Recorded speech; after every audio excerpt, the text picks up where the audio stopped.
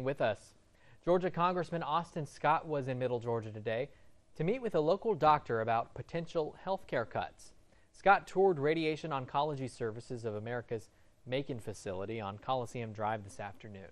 He spoke with Dr. Sean Kavanaugh about the important role the centers play within the community in helping those with cancer. Dr. Kavanaugh says doctors are worried that impending cuts to the healthcare industry could cause some of those centers to close down. Some of the things we're facing are facilities in rural areas that are viable and healthy now, but with some of the pending cuts coming to Medicare reimbursement, some of these centers will be non-viable. And we just want to make sure that everyone in Washington knows that our citizens are going to have to drive into the city for health care if these centers close down. We talked a lot about making sure that we keep facilities open in the rural areas.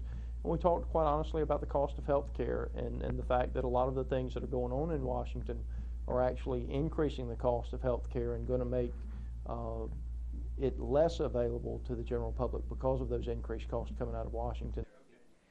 Dr. Kavanaugh says if small town facilities like the ones in Hawkinsville, Tifton, and Cochran have to close down, patients will be forced to drive long distances to receive the care they need, something he says many of his patients won't be able to afford since they see him every day. After drastic reimbursement cuts proposed by the Centers for Medicare and Medicaid Services, Representative Scott recently signed a House letter sent to the Secretary of State and Health and Human Services expressing serious concern with the $300 million that will be slashed from freestanding radiation oncology practices nationwide.